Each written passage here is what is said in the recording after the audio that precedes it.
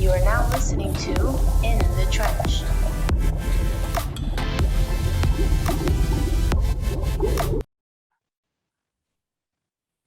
What is life right now, bro? Okay, something you guys probably don't know about me, or maybe you do. I'm a huge DC fan, and specific the whole Snyderverse thing. I've been part of the Snyderverse community since 2017 when that shitty fucking Justice vile piece of shit Justice League came out. I can talk to you for hours about how fucking garbage and shit that fucking corporate old head suit and tie movie was. Holy fucking shit, what a garbage movie. I can talk to you for hours. I felt so horrible for Zack Snyder because I know that's not what he wanted to get out. And I was part of the Snyder Cut movement since then. And I remember I was sending out petitions. Every petition I would see, I would send them out to everybody I knew. I'm like, here, sign this, sign this. That wasn't the movie we were supposed to get. Batman doesn't crack jokes. Wonder Woman isn't getting groped by Flash. Fucking, why is Steppenwolf such a lame character? And why does he look like an old dude? And where was Darkseid? Aside from one stupid little comment, like, for Darkseid, like, where was he? He wasn't anywhere to be seen. We were supposed to see Darkseid. Like, the end of the movie seemed like there wasn't supposed to be a second movie. Why was everyone pink? Why was the movie, this was supposed to be the longest movie that DC's made, why was it only 2 hours with credits? Why was the movie under 2 hours? Like, brother, it doesn't make any sense, dog. Anyway, I hope you can feel my frustration. And throughout the years, because it took 3 years, but in 2017, that shit movie came out, broke my heart. In around December of that year, Zack came out with this campaign.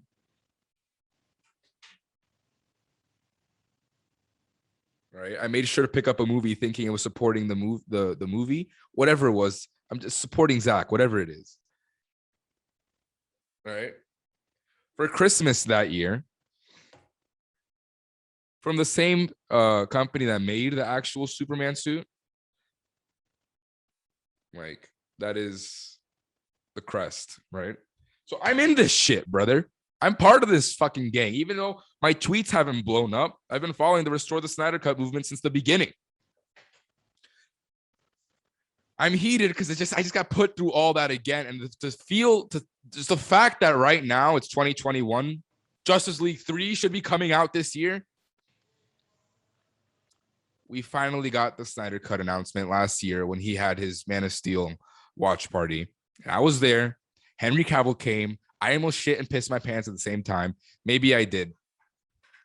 I haven't even told you who my guest is, but you've seen the thumbnail. You've seen me hype this up all week. Holy fucking shit. I got Green Lantern on my podcast. Like, what is life, bro? Like, I've been DMing Wayne. His name is Wayne T. Carr. He is a theater actor. So that's why you guys probably haven't heard of him in movie sense before. But you guys have heard of him if you're part of the Snyder Cut movement. And I hope you guys are here from Twitter, because I made sure to fucking put this shit on Twitter where the Snyder Cut is huge. Anyway, Wayne, nicest dude ever, actually. And he's really good friends with Ray Fisher, which is Cyborg. And I'm trying to get Cyborg on, and I will get him on. Like, just hold up, relax, okay? But I got Wayne to come on the podcast and tell me everything about, you told me everything, man, about Green Lantern, how it came to be, how it was working with Zack, everything. You'll see the podcast. I'm sorry I'm rambling. The podcast is pretty short. It's only 22 minutes long. He has a baby. I didn't want to rush it. But listen, thank you, Wayne, for coming on. Like, you were absolutely amazing. And I really, bro, I've been rooting for you since I saw that blurry image that Zack posted on Vero. I can't wait to see you again. And I know at some point you'll be Green Lantern again. Like, it's gonna happen. Restore the Snyderverse. Bro, thank you so much for coming. I know I bugged you for a couple weeks, but I really appreciate you coming on, man. It's all good, man. It's all good. The baby's chilling in another room, so we're good. Awesome. I can't explain to you. I know the Snyder Cut movement's like a huge deal. Yeah. I was a part of that, like, first night. Like, do you know where this is from? I Have don't you know s- exactly where it's from. No. Okay. That was like the first thing Zach did with the AFSCPA. And that was Yeah. like, I did that. And I remember it's been such a journey to get Yeah. this whole project out. And we really thought we were going to see you, man. Yeah, I was hoping for it myself, man. It seemed like it was going to be a thing. He wanted it to be a thing, but it just didn't work out. Can you tell me a little bit about how you got approached, or did you look for it yourself, or did it just kind of happen? The role, getting the role, Yeah. um, the role basically happened from just conversations. I don't know how many of the interviews that I've done that you've seen, but I'm good friends with Mr. Victor Stone, Cyborg, Ray Fisher.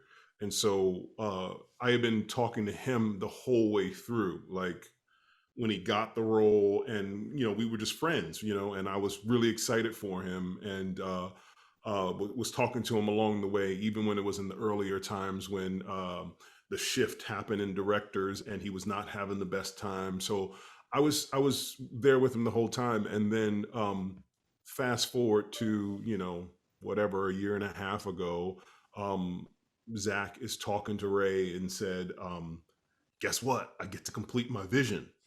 And Ray's like, "Word?" So Ray is pumped and excited.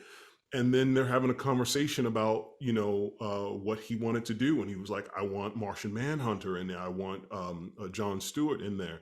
And he was like, "What? That's crazy." Yeah, he was like, "That's my ultimate, vision. So I'm going to try to do that. I just need to figure out who I'm going to cast as John Stewart." And Ray said, "I know a guy. He's another theater actor. Are you down to meet him?" And Zach said, "Yep." And we talked on the phone, and that's how we got introduced. What a fairy tale, man. Like Yeah, absolutely. That's exactly what it is. That's the best way to describe it. A like fairy tale. Yeah. from not even like your part was a fairy tale, Ray's part was a fairy tale, the whole Justice League accumulation from 2017, or Yeah. even this movie began production like 2015, close to that.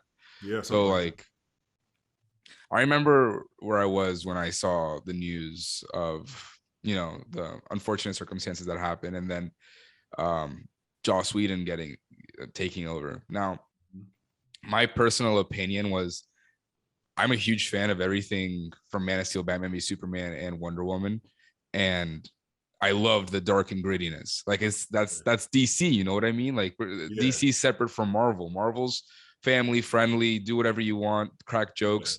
But then when you go and you watched 2017, did you watch Justice League? I did. Okay, notice how I said Justice. Yeah. Dude, Batman was cracking jokes, man, and Yep. Ray's "Booyah" felt like the most forced line ever, and he's gone on many interviews to say that he really didn't want to say it. No. No, and Yeah. dude, what a mess! What an Yeah. absolute mess that movie was. And I remember when the first petition came out, I sent it to all my friends. I'm like, sign it, sign it. We need to release the Snyder cut. We need to release the Snyder cut. Oh, good for you, man. Good for you. It was That's such a awesome. fight. It was such a fight. And if to be completely honest, so I know I'm rambling a lot, but this podcast was started to connect with eventually the Snyderverse. Like Yeah. you being on here is unreal to me, like absolutely unreal. Awesome, man.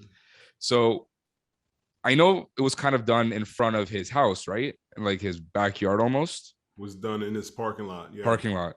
Yeah. So what was that experience like? It was amazing, man. As you said, it was a fairy tale. I got to, drive, maybe 15 minutes, 20 minutes max from where I live up in the hills, and kind of like get to this house that's beautiful, and then open my car door, and I'm welcomed by Zack Snyder, and then we just chop it up and chat for a little bit, and then we start shooting randomly at night, and he's throwing lines at me, and I'm like, "Is this happening? Is this real?" That's so And cool. then in the middle of it, he goes, "I don't know how Warner Brothers is going to react to this, but no matter what, we're going to work together again. And I was like, awesome, dope. Okay, let's do this thing. And we did that thing. And then at the end of it, he was like, all right, this has got to be in the movie. And I was like, awesome, cool. And then Warner Brothers said no, and then there was a fight, and then he got upset, and they got upset, and they came to a compromise and gave Martian Manhunter my scene, my little Yeah. cameo So appearance. was Martian Manhunter's lines exactly your lines, aside from the part where he said, "I'm they weren't Martian exactly. Manhunter"? No, Okay. I'm sure Harry Lennox received a script, Yeah. and on the day they were changing it up, and so it was similar. It was similar, you know. Basically, the message was Justice League is not done. Darkseid's coming back. That was the message, right? And then there are other things in there that kind of happened that were different, I'm sure, when he did the scene as well. So That's so cool. yeah. That's actually so cool. And I saw you were wearing like that pajama, that VFX that pajama thing, the mocap. pajama suit, Yeah. Dude, that's so cool. And so you didn't have a script going into his house. Like it was just straight up off the dome, like he's telling you what to say at his house. No, I had it was a blueprint, you know. I had a script, Okay. but of course with any script, there's flexibility, not with any script, but with his work, you know, he's trying to figure out what the energy is, what the story is, what sounds the best, what makes the most sense in that moment from that actor. And he plays around with it, and he goes, "Ooh, turn around and say this to Bruce." Yeah. All right, or let's try this. All right, let's do that. All right, cool. Yeah. Yeah. So that's absolutely insane, because yeah, it was so, the feeling I got, I watched the whole Man of Steel watch party that what was it, like July of last year or something like that, where he finally got to announce it. And I remember being on Twitter, because that's when like the whole Snyder Cut blew up. Like a month before that, everyone, it was like 1 million tweets in a day. And do you know who Grace can't believe I'm drawing a blank. She's a YouTuber, Grace something. Oh, Grace. Yeah, I know who you're talking about. Yeah. She tweeted, yeah, the blonde girl. Yeah. She's like, make sure you guys are there for that watch party. And then Henry Cavill pops up. And then, did you get to meet any of the other cast other than obviously Ray? No. Ray's the only person that I know. I passed Harry Lennox on the way up, apparently, but yeah, I never met anybody. You weren't there with Jared Leto, because I know he was also in his garage. Yeah, no, he came later. He wasn't there that day.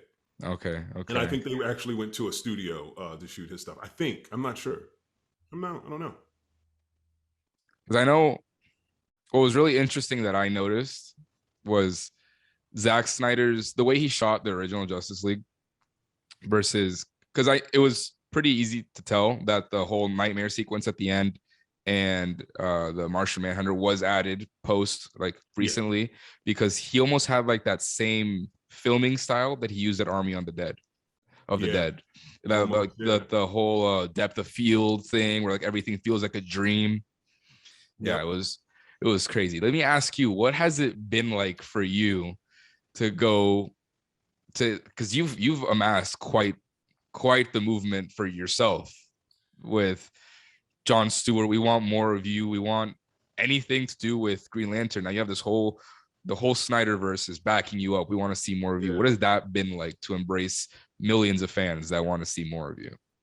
Yeah, it's great to be accepted as that. You know, not everybody wants me to be Jon Stewart, you know, and then it's understandable. That's every character. Everybody didn't want, you know, Ben Affleck. People hated that. Want Heath Ledger to be the Joker. I mean, like it goes on and on and on, because these are iconic roles, right? And so I love the fact that the fans have embraced who Zack chose. I love that, because they don't have to do that. They just believe in his vision enough to trust me, because I don't have the film credits that a lot of other people have, right? I've done theater primarily. And so it's kind of really amazing and humbling to be accepted into the DC fandom family, and and for literally the fans to take Zack's word for it, because they don't know what I will deliver. They don't know who I am. So it's awesome and extremely humbling, and I'm grateful for it. Dude, you blew up overnight. The night when Zach posted on Vero that super blurry image of Yeah, the CG rendering of what you would have looked like, yeah, everybody was like, "What? yeah, No, dude, you're Jon Stewart, man. I see it. Like, it's not like I remember when I first heard of the whole Justice League thing. The Green Lantern movie was kind of a disaster, like low key. So so I didn't want another Hal Jordan. We already have. They're making the HBO Max show. By the way, Yeah. in any way at all, are you connected? I am not connected at all in any way at the moment. I would love to. I would love for them to reach out and say, "Hey," or I would love for them to have a casting call and at least give me a shot to Yeah. try to do that if they are going to put him in the show at some point. But yeah, I haven't heard anything. Insane. I just, so much controversy came out of that movie, which it's regarded as one of the greatest comic book movies ever. Now that it was released, it went from being one of the worst comic book movies ever made to some fictional story that it doesn't exist. Bullshit. This, like, it's the same movie Zach made. All Joss did was make Batman crack jokes and made everybody pink. But I'm sorry, I could talk for hours about how much I hate that. I can tell you have an opinion on this, dude. I can tell.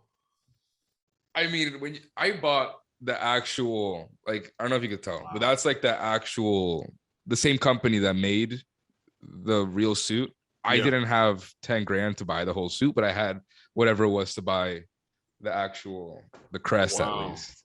So I'm committed to this fandom. And holy crap, when that movie came out, I can't explain how pissed I was, dude. Like, holy, because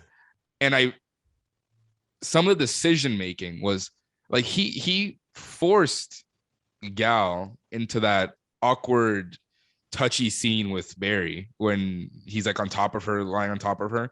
It was so forced that they even brought in a stunt double. Like, he needed that scene. Like, it was that important to the whole movie that scene needed to be there. Yeah. Like, I'm very happy and I'm so proud of Ray, man. Like, I've been trying to get Ray on too since 2017, but yeah, he's a busy man too. But yeah, I'm so proud of what he's done and accomplished, and the fact that he hasn't backed down. Like, it cost him. I don't know if maybe they're hiding him being in the Flash movie or something, but as far as I know, it cost them future DC projects to stay true to Zack and stay true to the injustices that happened in the movie. Yeah, man. No, I respect him so much for standing up for what he believes is right, and it's happened to a lot of people. Of course, unfortunately, with COVID smacking everybody in the face across the world, and the injustice that happens to people of color across the globe, but especially in the United States, and with the whole movement for justice and equality, et cetera, man, it motivated people like Ray to say, I can't do this anymore. I can't pretend like everything is great. Sure, I want to work. Sure, I want to do what I love to do and tell stories, especially with these characters. But he felt the need to speak up and was motivated to say, I've had a horrible experience, and it was backed up from this person to this person to this person, and they just kind of pushed it aside. And to step up and do that, knowing that he's throwing away potential work and literal work. So he knew he was throwing away other work, but other people may be scared who know that they also are in an environment where things, aren't necessarily kosher, right? And so no, man, I respect him so much. But you know what? It's gonna work out for him. When good people do the right thing, man, it's gonna work out for him. It will now, because I think there's a lot more people who agree with him and agree that things have been horrible for way too long, and it's time for somebody to step up. And unfortunately, it was someone who didn't have the the clout as the bigger stars. But thank God, eventually people like Gall is coming out and saying stuff. Yeah.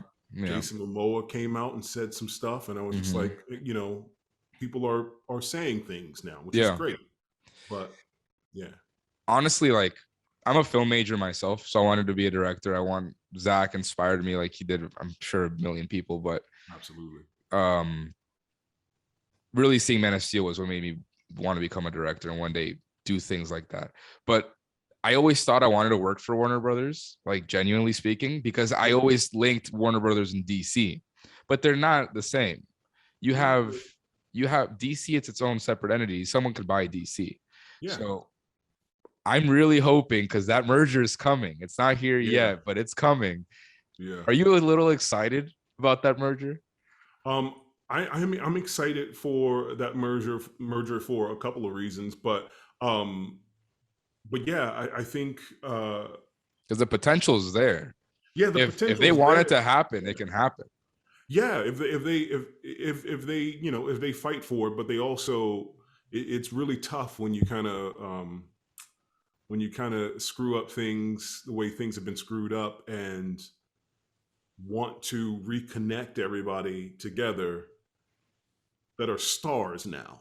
Yeah. Gall is a star. Jason Yeah. Momoa is a star. Ben Affleck, A-list star. You know what I mean? So Yeah.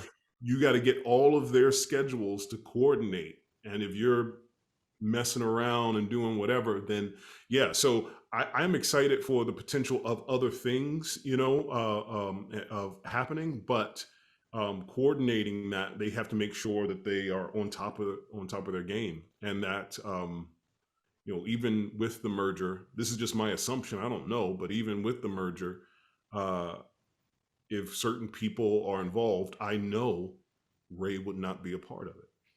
Yeah. I know who you're talking about. Well, at least I know who I think you're talking about, but it sucks, man. The whole situation is so scummy, but it's Yeah. such a nice thing that it did happen. At least we got what everybody fought for. We just needed you, man. Like it sucks that we got that blurry picture. Yeah, right. But so you said that Zach said you guys are gonna work together again. Is there Yeah. any maybe future Rebel Moon maybe? I wish I would do that in a heartbeat. Zach has so much going on and so many things that he has in his pipeline down the road. Yeah. And I told him I'm open for, to work with him anytime, wherever. He's just one of those people in this business who you just love and you root for. You know what I mean? He's passionate, he loves what he does, and that's what you want. He's not toxic, you know what I mean? Like, he is an artist, and you see that. Yeah, as actors, we're following his vision, but he collaborates also. He allows you to say what you feel and throw your own opinions in there, which is great. And that's what any artist wants to be able to do that, right? Yeah. So yeah, hopefully we'll be able to work together in the near future. That would be great. That'd be really exciting. Yeah. Last question, because I know you have a baby. I don't want to hold you up too much longer. But what was your arc? Do you know that at all? No, the only thing that he said towards the end basically was that Jon Stewart was going to be an integral part in part 2, scouting wise and such. But that's pretty much as far as he went. He was like, he's going to be an integral part in part 2. He's going to be doing scouting for Justice League, and he was talking a mile a minute, and I caught a couple of things, and then we went back to work. When you filmed with him, did he sound really hopeful for that sequel? Like it was like in his head, like, because I know he made the ending of Justice League was setting up the rest of it, but when you actually were there in 2020 to talk, like filming this, did he sound like it was like he was trying to push that?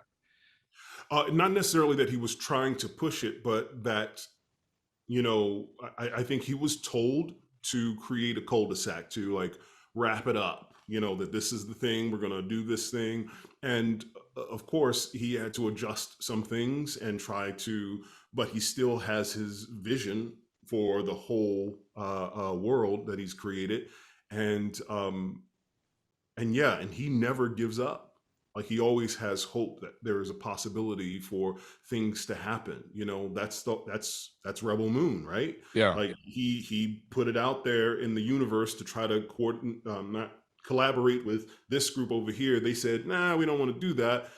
He still has it in his, you know, in his brain, and then years down the road, he talks to Netflix, and they go, hey, what do you got? And he's like, They don't I want do you. We everything. want you. Yeah. So What's next for you?